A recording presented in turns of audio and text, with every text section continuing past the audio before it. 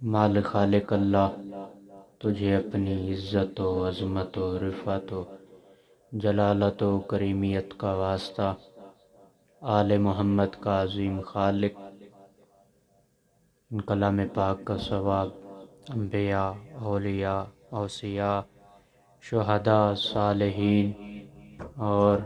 بالخصوص مرحومین لادق فیملی اور فضل قاسم صاحب کے جتنے مرحومین ہیں، عبداللہ ہرجی صاحب کے جتنے مرحومین ہیں، علی اسماعیل صاحب کے مرحومین، ارشد اور اللہ رکھا کے مرحومین، کریم علی راجن کے مرحومین اور کاکو فیملی کے مرحومین، اور تہذیب مہدی بخاری، سیدہ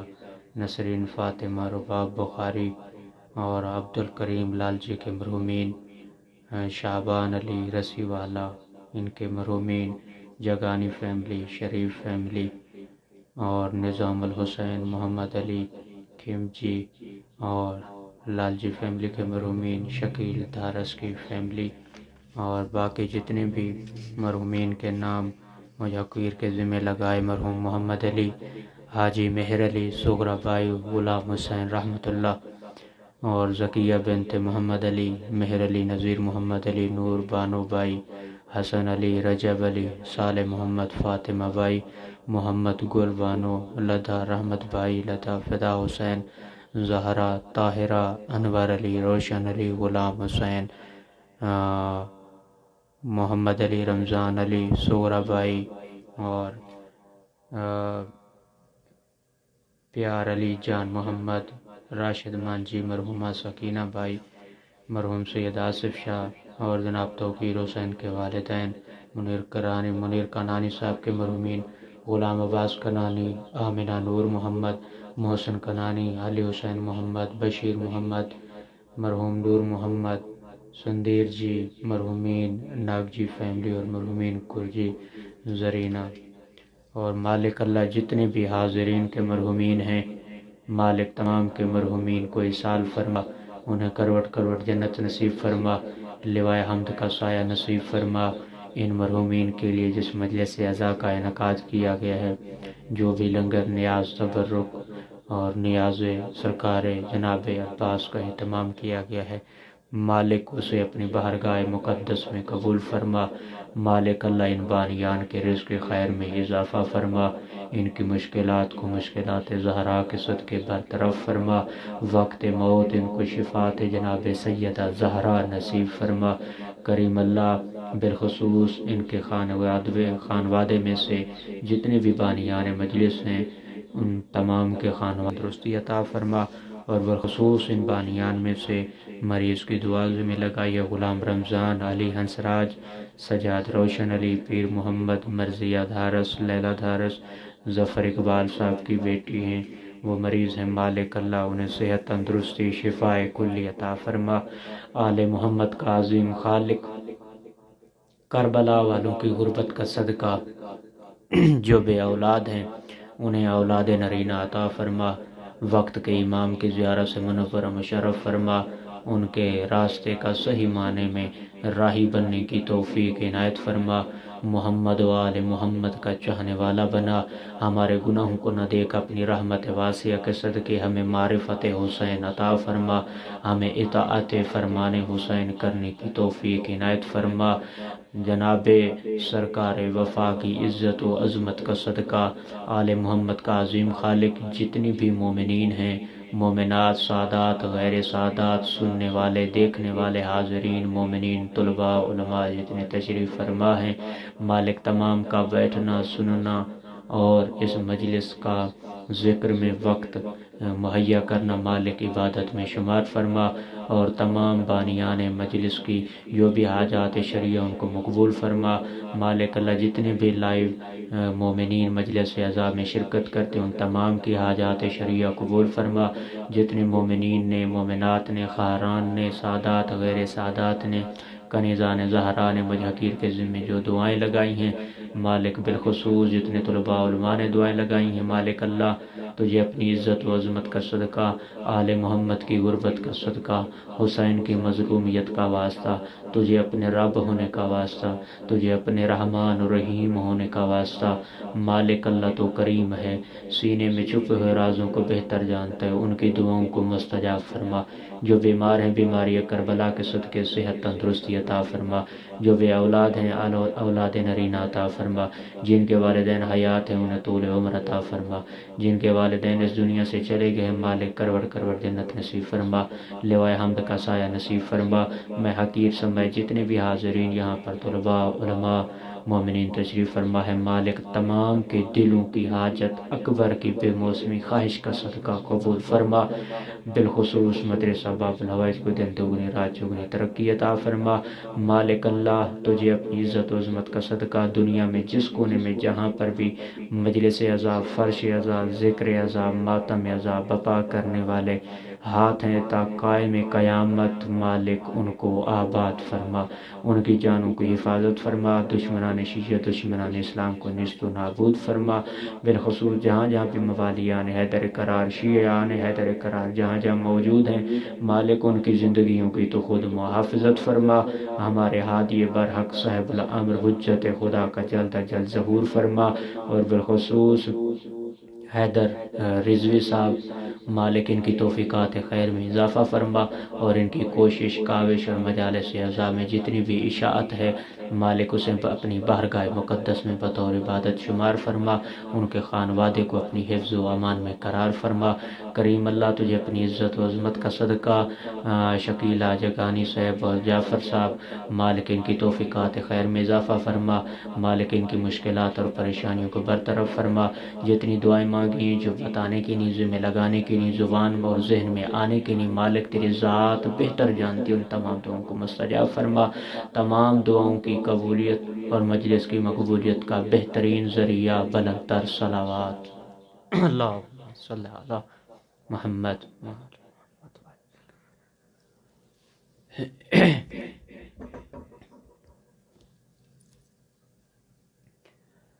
اللہم صلی علی محمد و آل محمد۔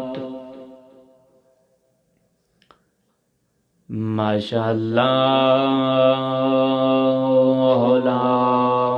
حول ولا قوت الا باللہ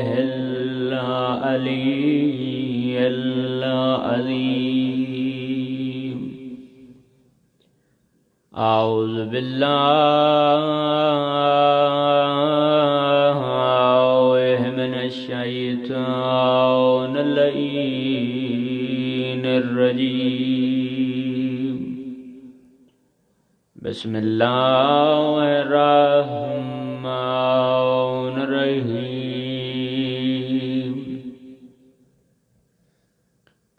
الحمدللہ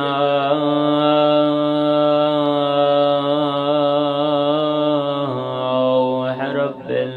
العالمین والعاقبۃ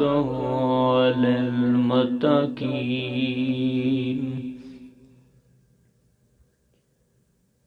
وجنۃ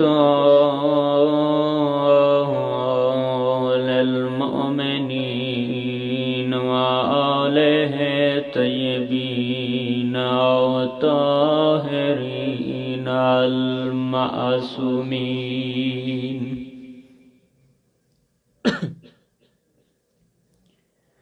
الذین اذهب اللہ عنہم الرجس وطہرہم تطہیرا۔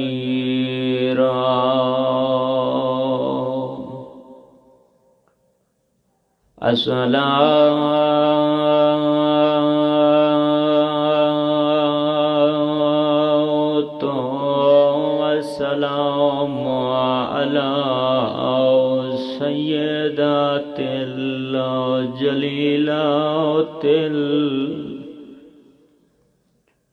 مخدومات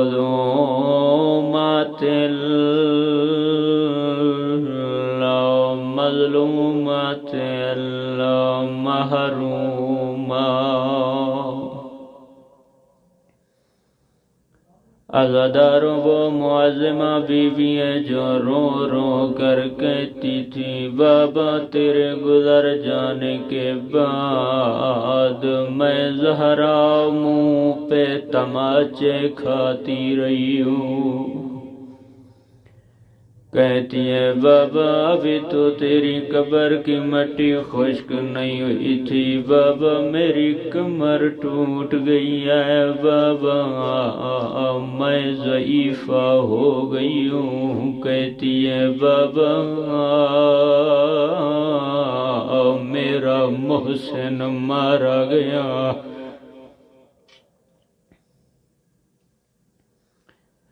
کہتی ہے بابا جو مصیبتیں مجھ زہرا پہ آئی ہیں اگر دنوں پہ آتی دن راتوں میں تبدیل ہو جاتی ہیں. اگر راتوں پہ آتے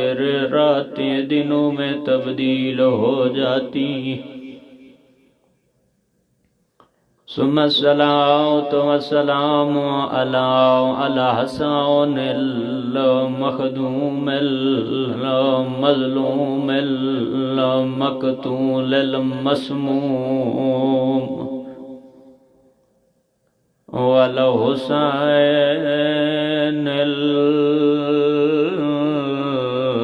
الغريب المظلوم المقتول المذبوح بأرض کربلا. عزادار و غریب سے کہتے ہیں جس کے جوان بھی مارے گئے ہوں جس کے بیٹے بھی مارے گئے ہوں جس کے بھتیجے بھی مارے گئے ہوں جس کی بہنوں کے سروں سے چادریں چھین لی گئی ہوں. غریب سے کہتے ہیں جو 3 دنوں کا پیاسا 3 دنوں کا بھوکا تھا میرا حسین 1 نہیں 2 نہیں 3 نہیں 13 ضربوں سے ذبح ہوتا رہا. علی کی بیٹی طلعہ زینبیہ پہ سر پہ قرآن اٹھا کے رو رو کے کہتی تھی ظالم حیا کرو اس کے سارے مارے گئے اکیلا رہ گیا ہے حسین. وعابدہ مریضا وباکرا صغیرا وزینب اسیرات من الکوفۃ والشام. اما بعد فقد قال اللہ تبارک و تعالی بسم ربک العظیم بسم اللہ الرحمن الرحیم. وَقُلْ جَعَلَ حَقٌّ وَذَاكَ الْبَاطِلُ إِنَّ الْبَاطِلَ كَانَ زَهُوقًا. بلندتر صلوات محمد وآل محمد. مالک کائنات ہمارا اور آپ تمام لوگوں کا چل کے آنا اپنی بارگاہ مقدس میں قبول فرمائے. کتنا کریم ہے وہ اللہ جس نے اس گناہگار زبان کو اور ان گناہگار کانوں کو طاقت عطا فرمائی کہ ذکر حسین سے اس زبان کو پاکیزہ اور ان کانوں کی پاکیزگی کو حاصل کر لیں. لاکھ حمد و ثنا ہے میرے اس رب العزت کریم خدا کی جس اللہ کے قبضہ قدرت میں میری حقیر سی جان ہے۔ لاکھ حمد و ثنا ہے اس اللہ کی جس نے مچھلی کے پیٹ میں یونس کو زندہ رکھا۔ لاکھ حمد و ثنا ہے اس اللہ کی جس نے اس کائنات کی تمام نعمتوں کو میرے لیے خلق فرمایا۔ جتنا بھی شکر ادا کریں اس اللہ کا بہت کم ہے، چونکہ یہ حق ہمیں حق کے ربوبیت کی طرف راغب کرتا ہے، لیکن اس کی کچھ منازل ہیں، کچھ راستے ہیں، کچھ طریقے ہیں کہ کب ہم خدا کی حق کی ربوبیت کو پہچان پائیں گے اور اس حق کے راہی بن پائیں گے۔ چونکہ ہمارا موضوع گزشتہ چند محرم الحرام کی مجلسوں میں یہی رہا ہے کہ حق کیا ہے، باطل کیا ہے، چاہتے خدا کیا ہے، چاہتے انسان کیا ہے، خدا کیا چاہتا ہے، ہم کیا چاہتے ہیں، حق کیا ہے اور ہم کس راستے پر ہیں، اور حق کا راستہ ہمیں کون بتائے گا۔ اور اسی ضمن میں ہم تاریخ کے چند اوراق اور چند الفاظ آپ کے سامنے نقل کرنے کی کوشش کرتے ہیں جو آپ کے لیے باعث نجات اور میرے لیے بھی باعث نجات ہو۔ ذکر حسین کوئی کم عظمت نہیں رکھتا، بہت زیادہ فضیلت رکھتا ہے، اور ایسا عظیم ذکر کہ جس کے لیے اللہ فرماتا ہے زمین کے جس خطے پر حسین کا ذکر ہوتا ہے میں خوش ہوتا ہوں، اور جب سننے والا حسین کا ذکر سنتا ہے میں اللہ خوش ہوتا ہوں۔ اب خدا کی خوشی کا نام ہے حسین، خدا کی رضا کا نام ہے حسین، خدا کی اطاعت کا نام ہے حسین، خدا کی فرما برداری کا نام ہے حسین۔ یہ مجلسیں ہمارے کسی بخشش کا سبب تب بن سکتی ہیں جب ہم ان مجلسوں سے کچھ حاصل کر کے عمل کریں۔ شرکت کرنا باعث ثواب ہے، ضرور ہے، لیکن شرکت صرف حاضری لگوانے کی حد تک نہ ہو، بلکہ شرکت اس فکر اور اس سوچ کے ساتھ ہو کہ ہم نے حسین کی مجلس میں جا کر درس حسین حاصل کرنا ہے، کہ حسین کی مجلس ہمیں سکھاتی کیا ہے، حسین کی مجلس ہمیں بتاتی کیا ہے۔ اور یہی حق ہے جس کے ساتھ رسول نے اپنی حدیث کو مرتبط کر کے فرما دیا الحق مع علی و علی مع الحق، حق علی کے ساتھ ہے، علی حق کے ساتھ ہے۔ اب جہاں پر دنیا کا ہر بندہ کہنے والا دعوے دار ہے کہ میں حق پر ہوں اور اپنے مذہب کی ترجمانی کر کے حق کی دلیل ثابت کرتا ہے، تو وہاں پر تاریخ نے ہمیں بتا دی اور مفصلاً ہم اپنی پچھلی مجالس میں اس کے اوپر ذکر کر چکے ہیں کہ حق کا دعویٰ کرنے والے وہ سارے لوگ جب رسول کی زبان سے ثابت کرنا چاہتے ہیں تو پھر ایک ہی شخصیت، ایک ہی مذہب، ایک ہی مسلک ہمیں ملتا ہے جس کے بارے میں رسول نے فرمایا الحق مع علی و علی مع الحق۔ اب ہم اپنی مجلس کے اگلے زینے اور اگلی منزل کی طرف چلنا چاہتے ہیں۔ وہ کریم خدا اتنا ہے کہ میرا بندہ تو میری اطاعت کرتا جا، تیری جو بھی چاہت ہوگی میں اللہ تجھے عطا کروں گا۔ چونکہ عطا کرنا میرا حق ہے، لینا تیرا حق ہے، اور اطاعت کرنا بھی تیرا حق ہے۔ جہاں پر لینا حق ہے وہاں پر اطاعت کرنا بھی حق ہے۔ اللہ کہتا ہے اے میرا بندہ جب دست دعا بلند کر کے مجھ اللہ سے مانگتا ہے تو پھر مانگنے کے لیے شرط یہ ہے کہ پہلے جو میں نے کہا اس پر عمل بھی کیا ہے یا نہیں۔ تو اللہ نے نبیوں کو بھی عطا کیا، اولیاء کو بھی عطا کیا، اماموں کو بھی عطا کیا، سب کو عطا کرتا ہے۔ مالک کہتے ہیں میں اتنا کریم ہوں، جو مجھے مانتا ہے میں اسے عطا کرتا ہوں، جو نہیں مانتا اسے بھی عطا کرتا ہوں۔ جو مسلمان ہے میں اللہ اسے بھی دیتا ہوں، جو کافر ہے اسے بھی دیتا ہوں، جو یہودی ہے اسے بھی دیتا ہوں، جو میری توحید کا اقرار کرے اسے بھی دیتا ہوں، کیونکہ وہ رب ہے، اس کے رب ہونے کا حق یہ ہے کہ وہ تمام کو عطا کرے، سب کو عطا کرے۔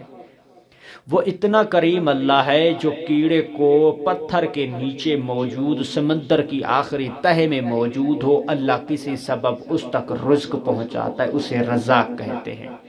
اور مالک کی ذات فرماتی ہے، اے موسیٰ جب تک مجھ اللہ کو رزاق سمجھتے ہو پھر اپنے رزق کی فکر نہ کرنا، کبھی پریشان نہ ہونا کہ میرے رزق میں تنگی آ گئی ہے، میں پریشانیوں میں گھر گیا ہوں، میں مشکلات میں گھر گیا ہوں، نہیں، بلکہ محمد و آل محمد کے دامن کو گرفت میں رکھ کر اپنے ایمان کو مضبوطی کے ساتھ تھام کر اور ان دو چیزوں کے ساتھ تمسک رکھ جس کے لیے رسول نے کہا کہ قرآن اور اہل بیت کے ساتھ اپنے تمسک کو قائم رکھ۔ رسول فرماتے ہیں تیری دنیا جانے، آخرت جانے، بہشت جانے، میں مصطفیٰ جانے۔ حق کیا ہے کہ اللہ کہتے جو میں عطا کروں لینا تیرا حق ہے، جو تو مانگے وہ مانگنا تیرا حق ہے، لیکن جو میں کہتا جاؤں اس کے اوپر عمل کرنا بھی تیرا حق ہے۔ اور اسی طرح اس مانگنے کے حق کو ادا کرنے والی ایک شخصیت ہے جسے حضرت سلیمان نبی کہتے ہیں۔ کیوں؟ کیونکہ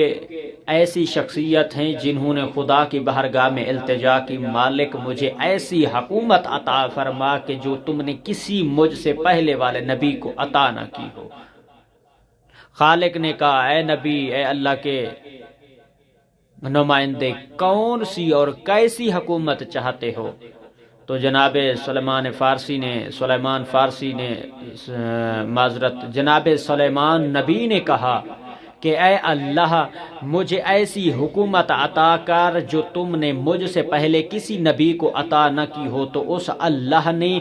سوال کیا اے میرے نبی تجھے کون سی حکومت اور کیسی حکومت چاہیے؟ تو جناب سلیمان نبی نے کہا اے اللہ مجھے ہوا پر بھی حکومت، مجھے چرند پر بھی حکومت، مجھے پرند پر بھی حکومت، مجھے دریا پر بھی حکومت، آسمانوں پر بھی حکومت، زمین پر بھی حکومت، حشرات الارض پر بھی حکومت، جنوں پر بھی حکومت، انسانوں پر بھی حکومت۔ تو پھر اللہ نے کہا اے سلیمان نبی کیا تو اس حکومت کو چلا پائے گا؟ مالک تیرے اذن سے دی گئی حکومت کو میں چلانا چاہوں گا، مجھے وہ طاقت، مجھے وہ سلطنت، مجھے وہ بادشاہت، مجھے وہ حکومت عطا کر جو تم نے مجھ سے پہلے کسی نبی کو عطا نہ کی ہو۔ اللہ نے کہا سلیمان نبی جا، میں نے تجھے عطا کیا۔ جب اللہ کے نبی کو زمین پر حکومت، آسمان پر حکومت، چرند پر حکومت، پرند پر حکومت، زمین پر حکومت، آسمان پر حکومت، سمندر پر حکومت، ہواؤں پر حکومت، جنوں پر حکومت، انسانوں پر حکومت، الغاز کائنات میں موجود ہر چیز پر اللہ کے نبی کی دسترس حکومت اور قدرت اور طاقت تھی جو اللہ نے اپنے نبی کو عطا فرمائی۔ تو اپنے ان اصحاب کے ساتھ اور اپنی ان رعایا کے ساتھ گھوڑوں پر سوار چلتے ہوئے راستے میں پہنچے تو یہ دیکھا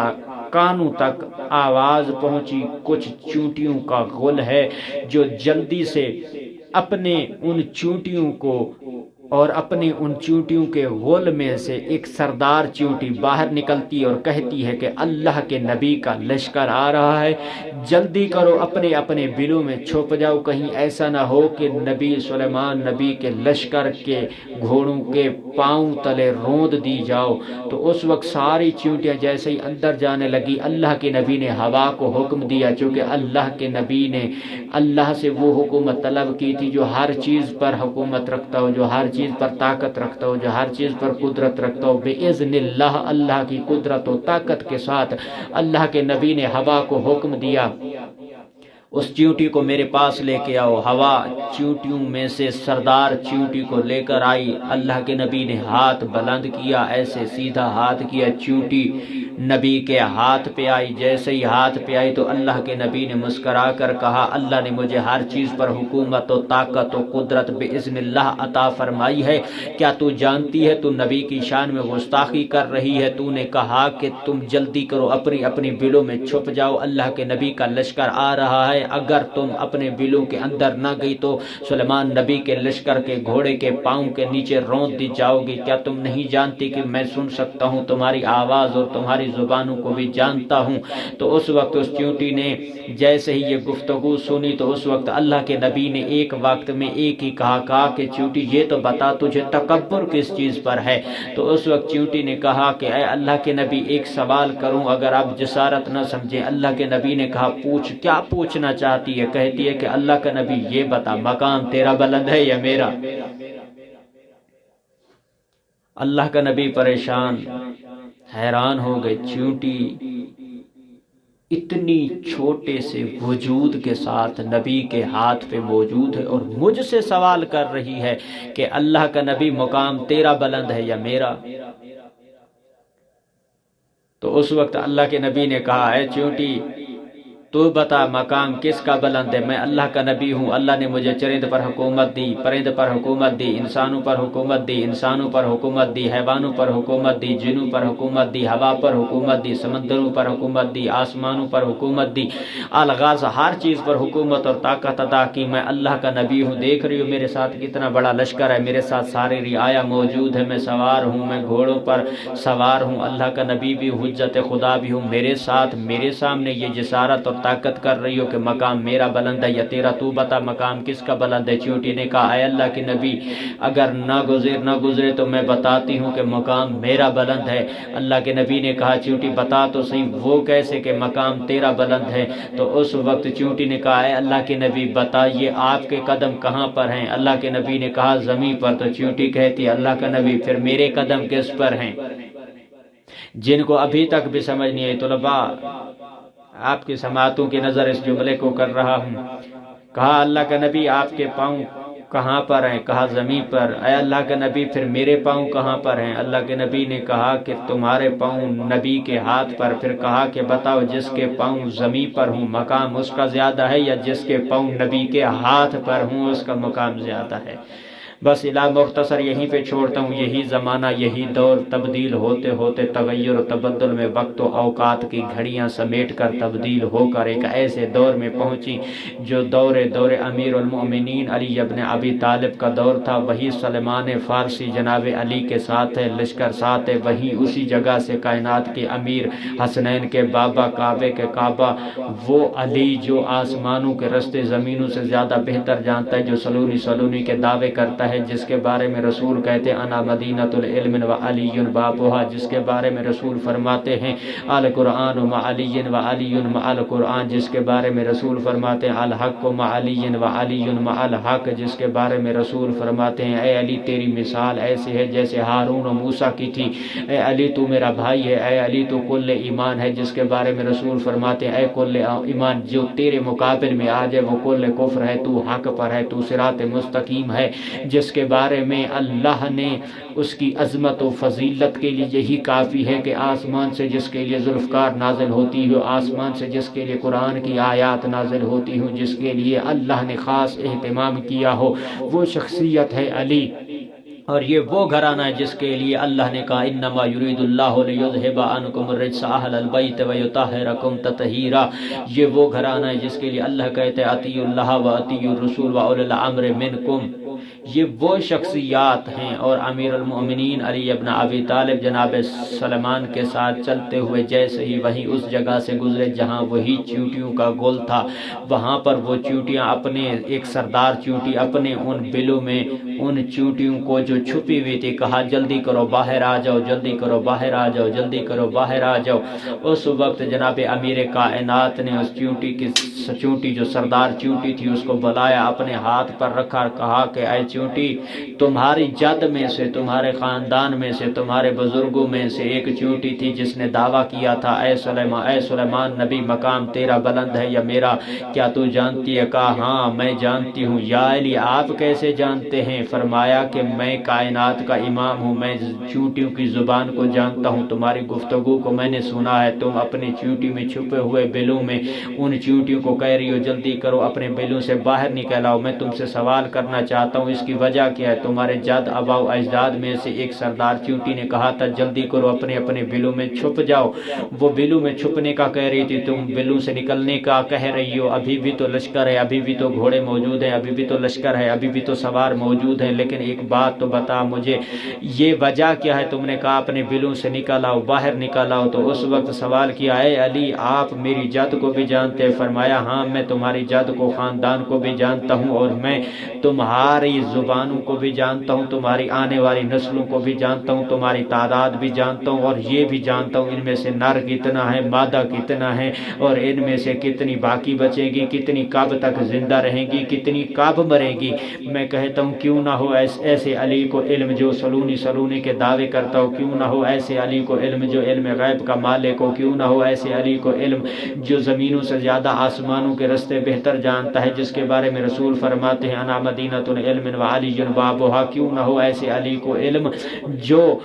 وارث امامت اور منصب الہی کا وارث، مشیت خدا کا وارث علی ہو، کیوں نہ ہو ایسے علی کو علم۔ میں کہنا چاہتا ہوں دنیا والوں کو، اے مسلمانوں، اے مومنوں، اس کو ولی بنایا کرو، اس علی کو مانا کرو جو چیونٹیوں کی زبانوں کو بھی جانتا ہے، جو زمینوں سے زیادہ آسمانوں کے راستوں کو بھی بہتر جانتا ہے، جو سلونی کے دعوے کرتا ہے۔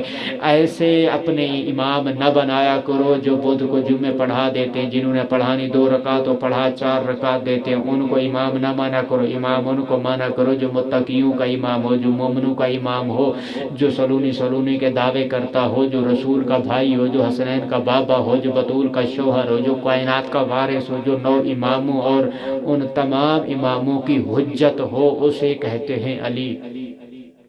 اب وہ چیونٹی جو علی کے ہاتھ پہ موجود تھی، علی نے کہا چیونٹی بتانا پسند کرو گی کہ تم نے اپنے بلوں سے ان نکلنے والی چیونٹیوں کو کیوں روکا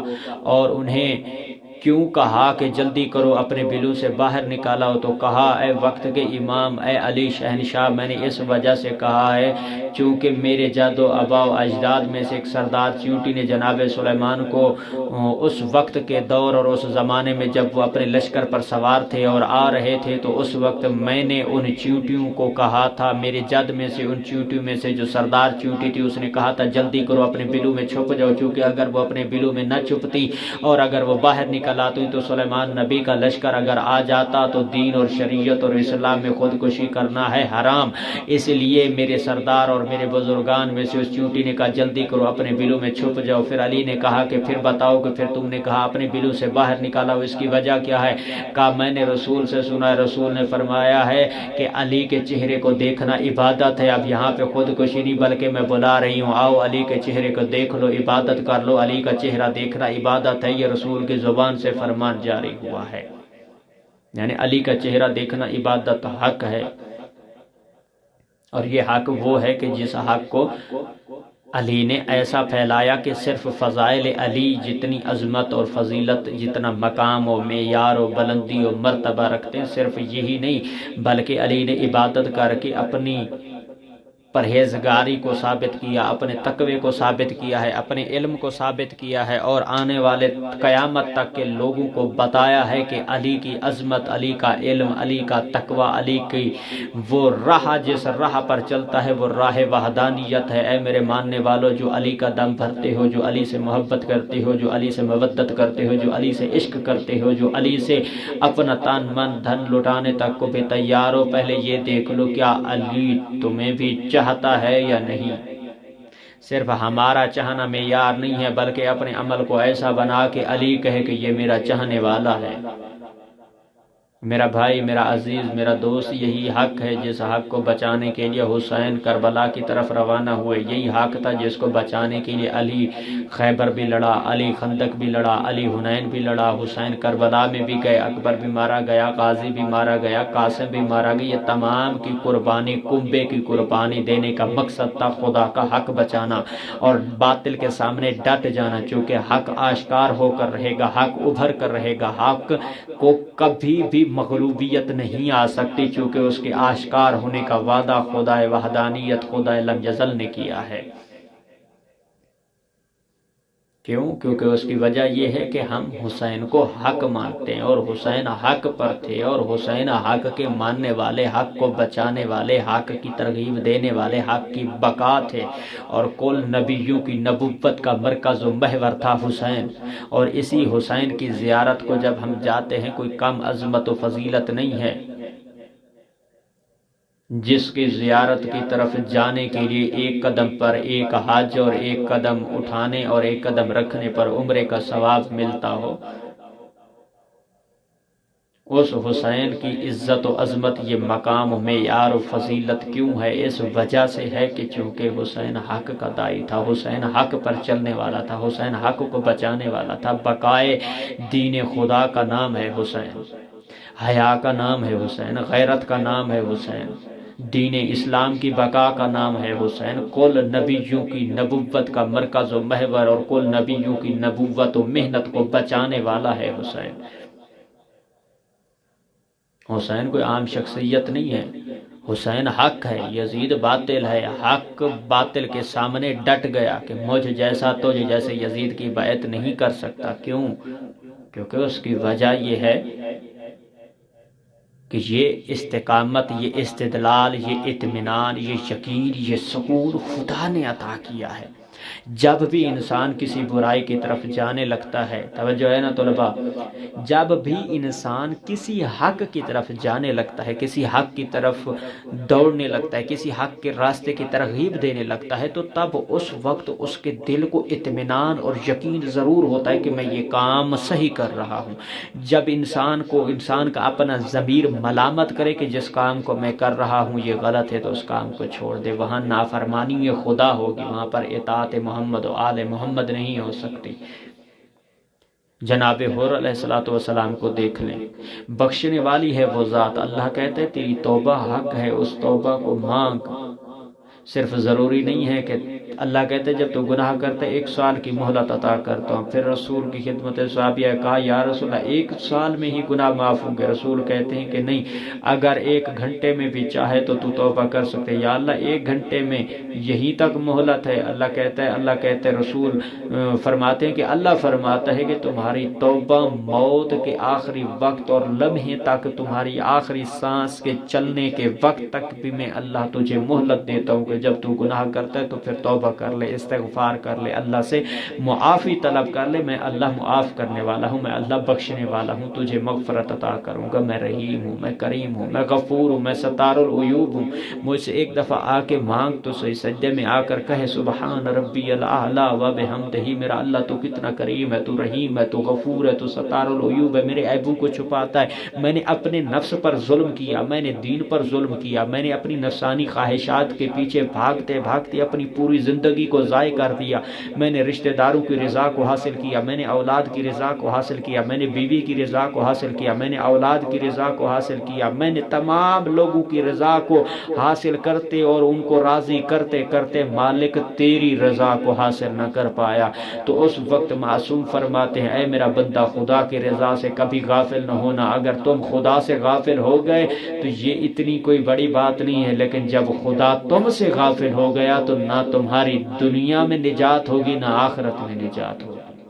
تو انسان کو چاہیے اپنی نجات کا وہ راستہ تلاش کرے، جس راستے کے اوپر چل کر حسین کا داعی بننا چاہتا ہے، جس راستے پر چل کر حسین کی معرفت کو حاصل کرنا چاہتا ہے، اور اسی حسین کی معرفت کو اگر دیکھنا ہے، پوچھنا ہے حسین کی معرفت اور حسین کا حق اور حسین کی حقانیت کے اوپر استقامت کو اگر دیکھنا ہے، تو پھر پوچھ جناب قاسم سے کہ حسین کی استقامت کیا تھی، پھر غازی سے پوچھ حسین کی استقامت کیا تھی، پھر جناب زینب عالیہ سے پوچھ کہ حسین کی استقامت اور اس کا صبر کیا تھا۔ یعنی اتنی مظلومیت اور اتنی ظلم اور اتنی شدت کے بعد بھی حسین اپنے حق کے راستے سے نہیں ہٹے۔ یعنی جب کربلا درسگاہ ہے تو کربلا ہمیں کیا درس دیتی ہے؟ یہ درس دیتی ہے کہ حق کے سامنے ہم ان کا ساتھ دیں، اور باطل کے سامنے حق کے مقابل میں جو بھی آئے اس کے سامنے ڈٹ جائیں، ظالم کا ساتھ نہ دے، مظلوم کا ساتھ دے، حق کا ساتھ دے، صراط مستقیم کا ساتھ دے۔ کسی کی شان و شوکت، رعب، دبدبے، مال و دولت سے نہ ڈرا کر، خدا کی ذات سے ڈرا کر کے وہ ہی ذات ہے کہ جو بخشنے والی ہے، جس سے ڈرا جائے، جس سے خوف کھایا جائے۔ ہاں، جو اللہ سے خوف نہیں کھاتا پھر وہ دنیا کی ہر چیز سے خوف کھا سکتا ہے۔ اللہ کہتے ہیں جو میرے علاوہ کسی اور سے خوف کھائے تو وہ دنیا میں بھی ذلیل و خوار ہوگا اور آخرت میں بھی ذلیل و خوار ہوگا۔ یہی حق ہے جس کو بچانے کے لیے حسین نے اپنی استقامت دکھائی، اپنا استدلال دکھایا، اور آنے والے قیامت تک کے دن کے لیے لوگوں کو بتا دیا کہ حسین کا مددگار وہ ہو سکتا ہے۔ جب حسین نے حل من ناصر ینصرنا کی صدا بلند کی تھی تو پھر کہا تھا کہ میری مدد وہ کرے گا جو قیامت تک کے دنوں میں مجھ حسین کو مانے گا اور مجھ حسین کی بھی مانے گا۔ جو حسین کی اطاعت کرے گا اس نے میری مدد کی، جو اپنے والدین کا احترام کرے گا اس نے مجھ حسین کی مدد کی، جس نے دین کی اطاعت کی اس نے مجھ حسین کی مدد کی، جس نے خدا کی وحدانیت کا اقرار کیا اس نے مجھ حسین کی مدد کی، جس نے قرآن کی تلاوت کی اس نے مجھ حسین کی مدد کی، جس نے غریبوں کی مدد کی اس نے مجھ حسین کی مدد کی، جس نے مسکینوں کی مدد کی اس نے مجھ حسین کی مدد کی، جس نے مسافروں کی مدد کی اس نے میری مدد کی، جس نے حسین کے زواروں کی خدمت کی اس نے میری مدد کی۔ اور جو بندہ جو عامر جو بھی خدمت جو بھی اطاعت کرتا جائے گا، حسین کہتے وہ تو نے نہیں کی بلکہ تو نے میرے لیے کی، اس کا اجر میں اللہ سے تجھے کثیر عطا کروں گا۔ یہی حق تھا، اور یہی حق تو تھا جس کو بچانے کے لیے غازی جیسے قربان کرنے پڑے جوان حسین کو۔ کیونکہ یہ دن فضائل کے نہیں ہیں، چونکہ عبادتاً جن محرومین کے لیے بانیان نے مجلس کا حکم دیا تھا ان کے حکم کی تعمیل کے لیے، چونکہ ایام مصائب ہیں، ایام شہادت ہیں، بس چونکہ امر تھا تو اس امر کی قبولیت اور اس امر کی تکمیل کے لیے۔ بہت پیارا تھا زینب کو غازی، اور بہت پیارا تھا حسین کو غازی۔ عجیب حالت و کیفیت ہے، دعا کرتا ہوں مالک آپ کو کربلا لے جائے۔ آج بھی جائے نا تو 10 محرم عصر عاشور قبیلے والے چھوٹے چھوٹے بچوں کا قافلہ بناتے ہیں، چھوٹی چھوٹی مشقیں ان کے ہاتھ میں دیتے ہیں،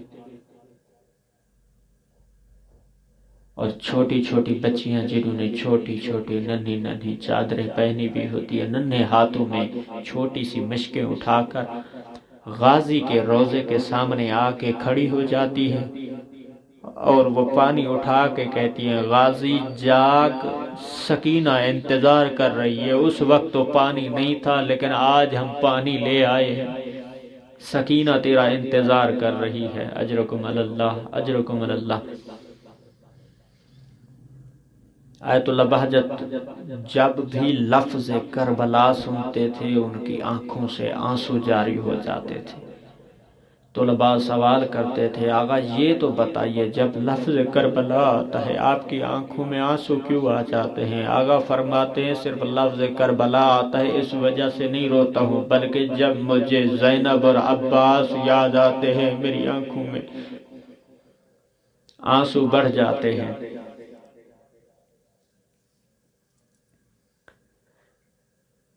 جناب غازی کو باب الحوائج کہا جاتا ہے،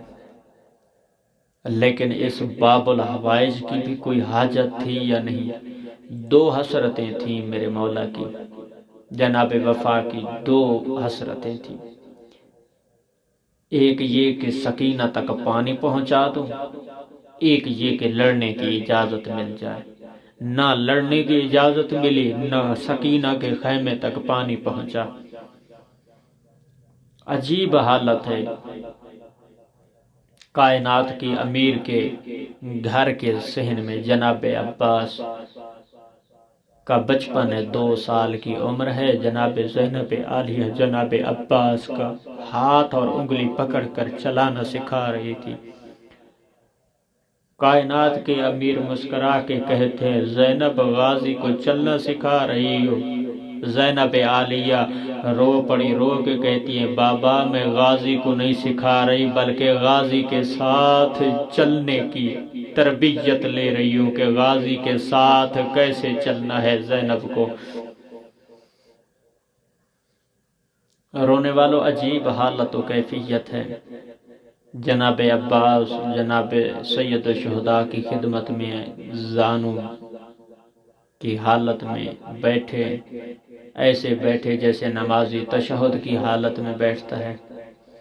رو کر کہتے مولا مولا مجھے اجازت دے، میں نے میدان کربلا میں جانا ہے۔ سرکار سید الشہداء رو پڑے، رو کے کہتے تو میری فوج کا جرنیل ہے۔ رونے والوں قیامت کا منظر تھا، ابھی یہ جملہ ادا کرنا تھا کہ غازی تو میری فوج کا جرنیل ہے، لفظ جرنیل کا آنا تھا۔ جناب عباس رو پڑے، دائیں دیکھتے ہیں بائیں دیکھتے ہیں، نہ غازی کے نہ دائیں قاسم ہے نہ اکبر ہے، رو کے کہتے ہیں کہ جناب حسین کی طرف اشارہ کر کے کہتے ہیں مولا کون سی فوج بچ گئی ہے جس کا جرنیل میں غازی ہوں؟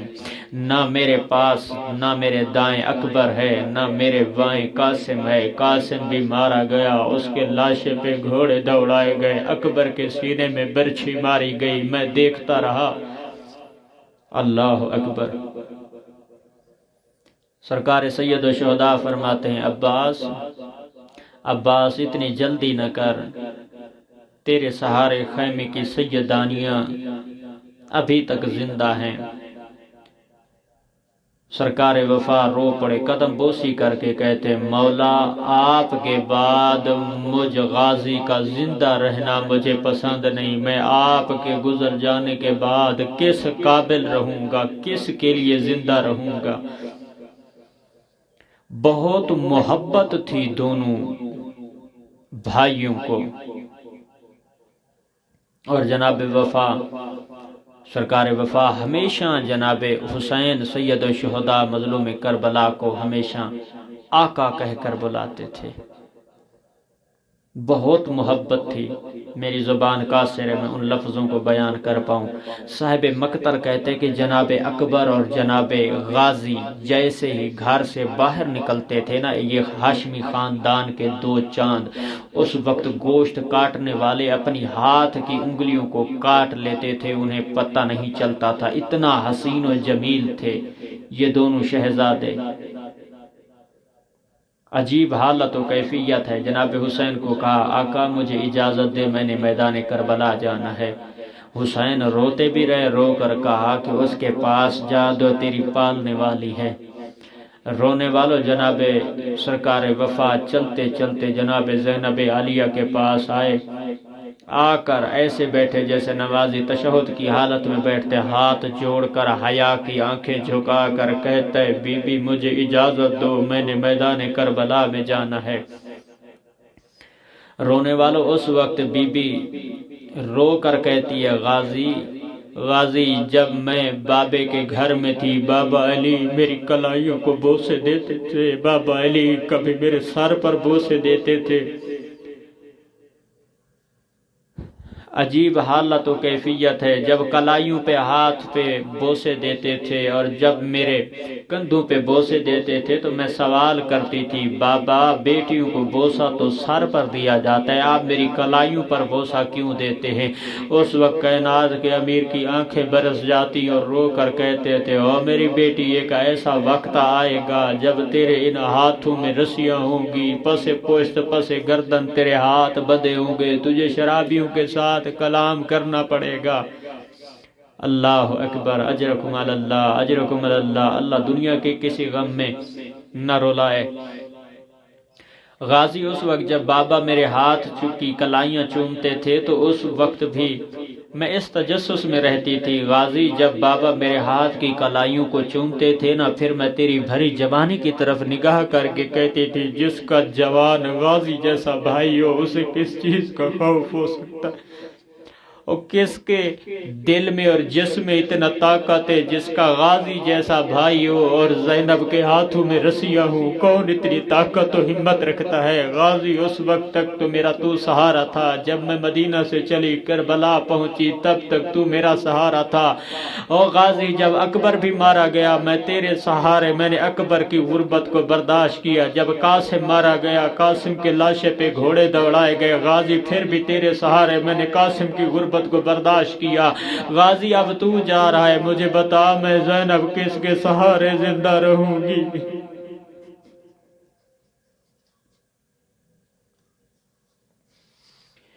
اجرکم اللہ۔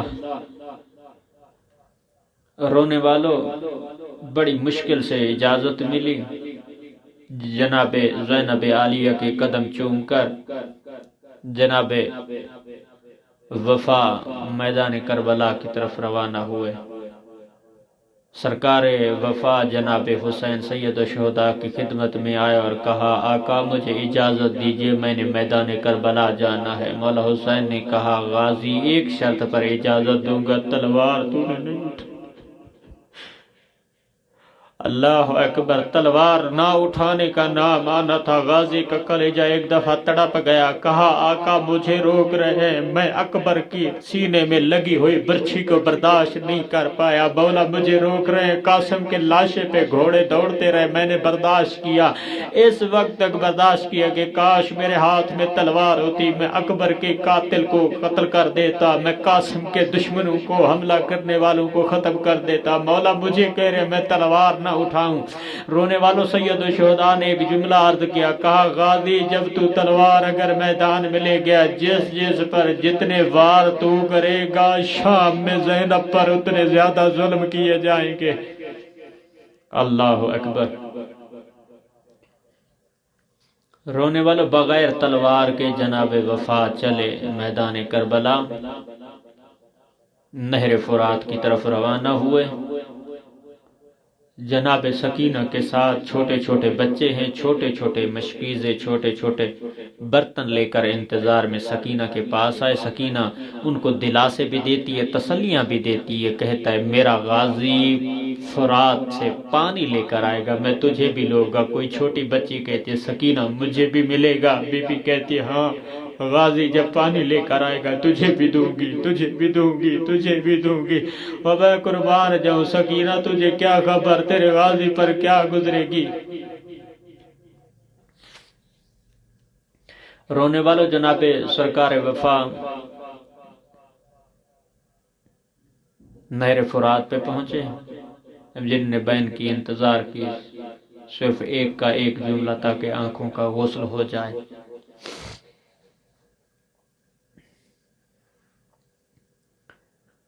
رونے والوں، قیامت کا منظر تھا، جناب غازی چلتے چلتے نہر فرات پہ پہنچے۔ مقتل والا نہ لکھتا میں نہ پڑھتا، جناب غازی عباس دریا کی من پہ جیسے ہی پہنچے ایک ہاتھ سے پانی بھرا، غور سے دیکھا پھر چھوڑ دیا۔ رونے والوں، عجیب حالت تھی، پیاس شدت سے لگی ہوئی تھی، کلیجے میں اکبر کا درد تھا، سینے میں قاسم کا درد تھا، سکینہ کی پیاس کی حالت بھی دیکھ کے آئے تھے۔ رونے والوں، قیامت کا منظر تھا، سرکار وفا دونوں ہاتھوں سے پانی اٹھاتے ہیں پھر چھوڑ دیتے ہیں، پھر اٹھاتے ہیں پھر چھوڑ دیتے ہیں۔ ایک لمحے میں یہ خیال آیا کہ میں اپنی پیاس بجھا لوں، پھر پانی میں مشک میں پانی بھر لوں گا۔ رونے والوں، جیسے ہی پانی کو دیکھا پھر چھوڑ دیا پھر اٹھایا۔ رونے والوں، صاحب مقتل کہتا ہے جیسے یہ خیال ذہن میں آیا یا غیب سے آواز آئی، بی بی رو کے کہتی ہے غازی تیرے بعد اور میں زہرا کے سامنے شرمندہ نہیں ہونا چاہتی۔ سکینہ پیاسی رہے، اکبر پیاسا مارا جائے، قاسم پیاسا مارا جائے، حسین پیاسا مارا جائے، تو پیاس بجھا لے۔ غازی تیری وفا کا حق یہ نہیں ہے، جناب وفا ہواؤں نے پانی میں پھینک دیا۔ رونے والوں قیامت کا منظر تھا، مشک بھر کے گھوڑے پہ سوار ہوئے، دوڑتے دوڑتے اس مقام کی طرف چلنے لگے۔ گھوڑے کو دوڑانے کی اس حالت کو تیز کیا، کہتے ہیں گھوڑا مجھے سکینہ کے خیمے میں پہنچا۔ رونے والوں گھوڑا تیزی سے دوڑنے لگ گیا، دوڑتے دوڑتے جیسے ہی فوج اشقیاء کے سامنے سے گزرنے لگے، عجیب حالت تھی، کمینوں نے ایک ہی وقت میں حسین کے بھائی عباس پہ حملہ کرنا شروع کیا۔ رونے والوں اس وقت فوج اشقیاء کا جرنیل کہتا ہے ہاشمی خاندان ہے، اس کا نام غازی ہے، یہ علی کا بیٹا ہے، ایسے اسے شکست نہیں دے سکو گے۔ رونے والوں عجیب حالت تھی، یا کمینے نے وار کیا، غازی کا پہلا بازو قلم ہوا، غازی نے مشکم دوسرے ہاتھ میں لیا۔ رونے والوں آسمان کی طرف منہ کر کے کہتا ہے میرا اللہ میری مدد فرما،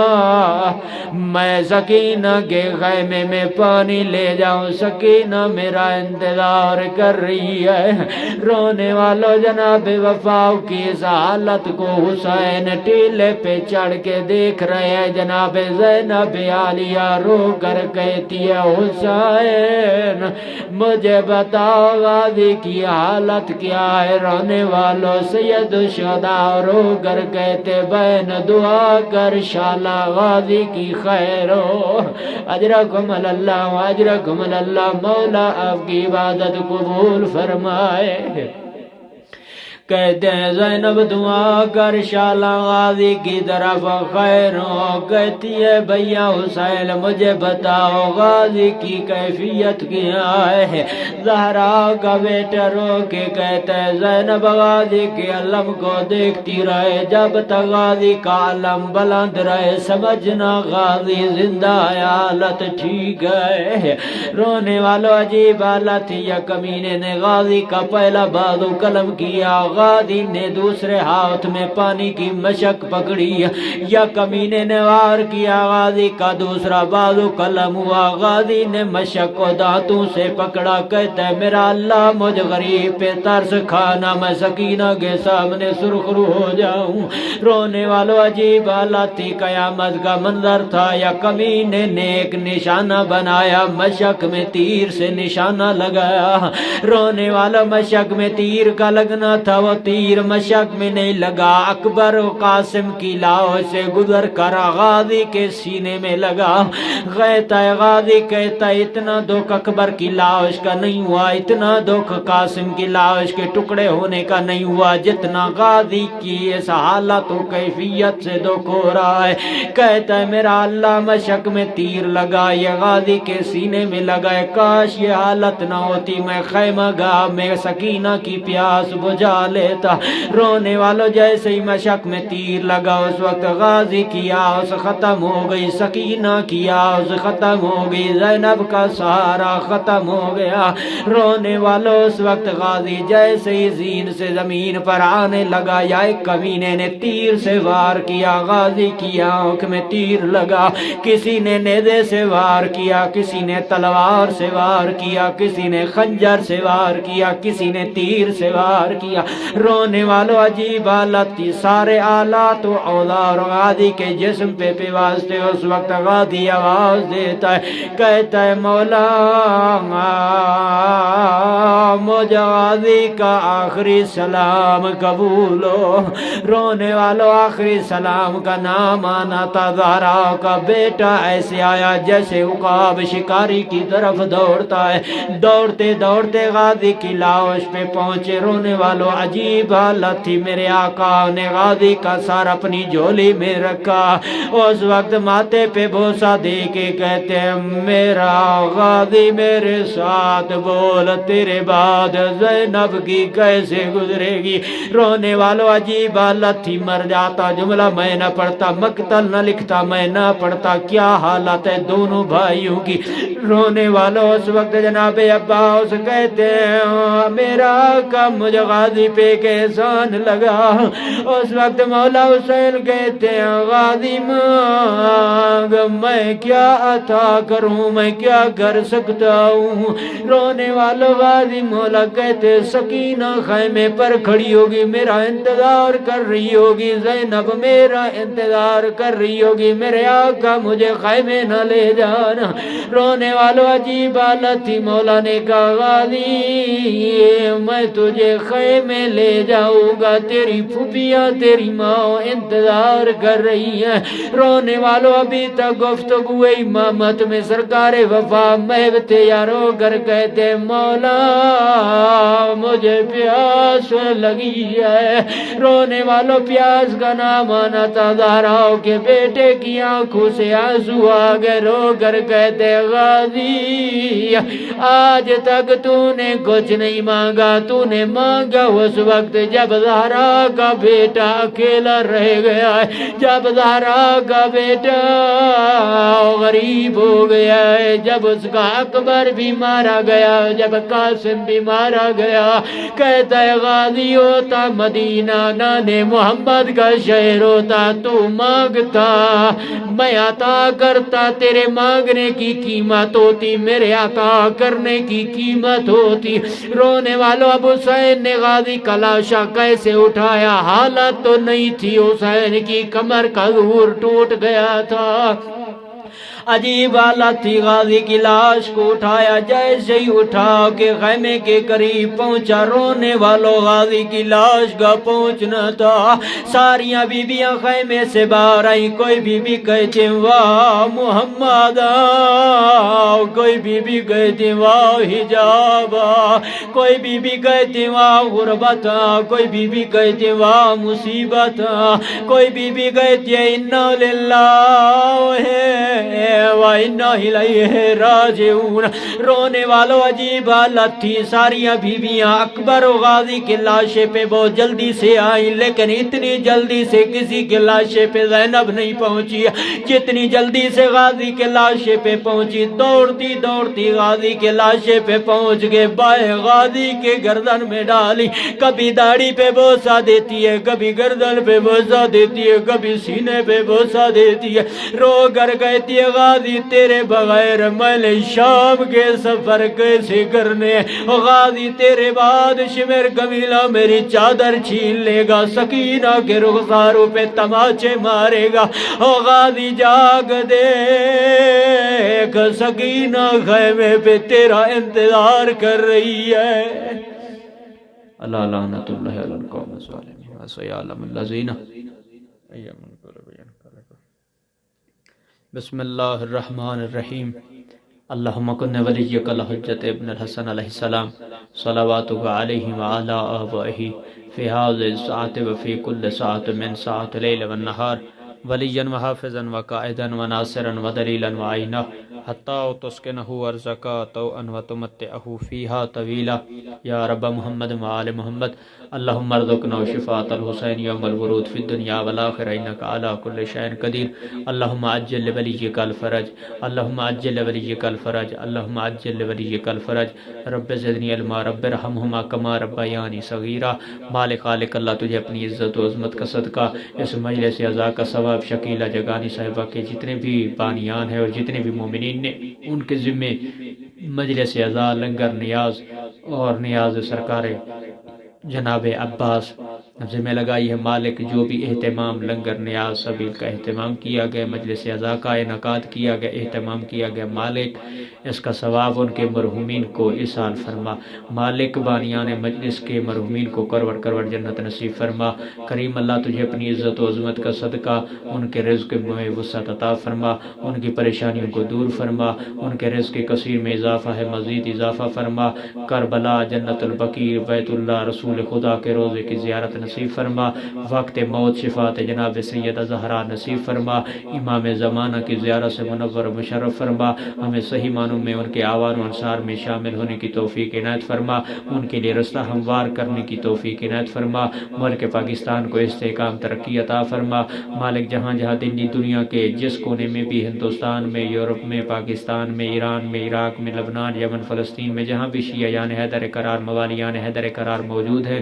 مالک ان کی زندگیوں کو دراز فرما، ان کی تو حفاظت فرما، تمام مقامات مقدسات کی حفاظت فرما، کریم اللہ علماء، طلباء، مراجع عظام، بزرگان کی زندگیوں کو دراز فرما، تو ان کی حفاظت فرما، امام زمانہ کا جلد از جلد ظہور فرما، مدرسہ باب الحوائج کو دن دوگنی رات چوگنی ترقی عطا فرما، جتنے بھی بانیان ہیں، کار خیر کرنے والے ہیں، جتنے بھی معاونین ہیں مدرسہ کے مالک، ان تمام کے رزق کثیر میں اضافہ فرما، ان کی زندگیوں کو دراز فرما، ان کے مال میں اضافہ فرما، ان کے مرحومین کو کروٹ کروٹ جنت نصیب فرما، مجھ حقیر کے والدین کی زندگی کو دراز فرما، مالک بی بی کریمہ اہل بیت کے جوار میں بیٹھ کر بنت امام موسیٰ کاظم کی بیٹی کو واسطہ دے کر تیری بارگاہ میں التجا کرتے، مالک ہماری تمام دعاؤں کو مستجاب فرما، ہمیں زمانے کے امام کی معرفت نصیب فرما، صحیح معنوں میں علم و عمل کی توفیق عنایت فرما، مالک اللہ تجھے اپنی عزت و عظمت کا صدقہ سرکار حسین کے آخری امتحان کے صدقے ہمیں دنیا اور آخرت کے ہر امتحان میں کامیابی و کامرانی نصیب فرما،